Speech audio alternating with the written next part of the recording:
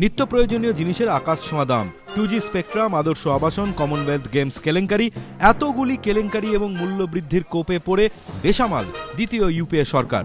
এখনই যদি লোকসভা ভোট হয় তাহলে কি হবে কংগ্রেসের চেহারা? বিজেপি বা কতটা ভোট পাবে?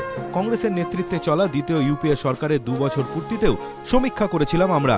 দেশের 28টি শহরে চালানো সেই যৌথ সমীক্ষায় ইঙ্গিত ছিল ভোট কমতে পারে কংগ্রেসের। 30% ভোটারের কংগ্রেসের পক্ষে রায় দেওয়ার সম্ভাবনা, আর বিজেপি পেতে পারে 23% ভোট। অর্থাৎ সমীক্ষা অনুযায়ী বিজেপির তুলনায় অ্যাডভান্টেজ ছিল কংগ্রেসের। কংগ্রেস যদি সরকার করে সেক্ষেত্রে প্রধানমন্ত্রী হওয়ার দৌড়ে এগিয়ে কে, এই প্রশ্ন নিয়েও 2011-ই চালানো হয় সমীক্ষা। সমীক্ষা অনুযায়ী জনপ্রিয়তার নিরিখে কংগ্রেসের নেতাদের মধ্যে সবার থেকে এগিয়ে ছিলেন মনমোহন সিংহই। 21% ভোটার মনে করতেন দেশের সর্বশ্রেষ্ঠ নেতা মনমোহন সিংহ। মনমোহনের ঠিক পরেই রাহুল গান্ধী, মা সোনিয়াকেও পিছনে ফেলে দিয়েছিলেন তিনি। 19% ভোটার মনে করেছিলেন রাহুল গান্ধী প্রধানমন্ত্রী হতে পারেন।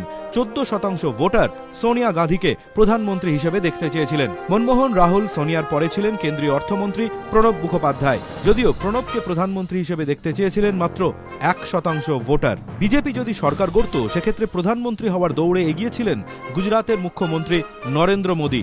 সমীক্ষা অনুযায়ী 12% ভোটার নরেন্দ্র মোদীকে প্রধানমন্ত্রী হিসেবে দেখতে চেয়েছিলেন।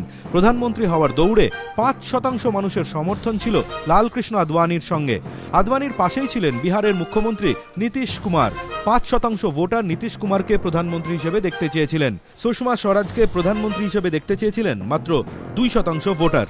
2011-র যৌথ সমীক্ষা অনুযায়ী 45% মানুষ মনে করেছিলেন স্বাধীনতার পরে সব থেকে দুর্নীতিগ্রস্ত দ্বিতীয় ইউপিএ সরকার। 44% মানুষ অবশ্য এটা মনে করেননি।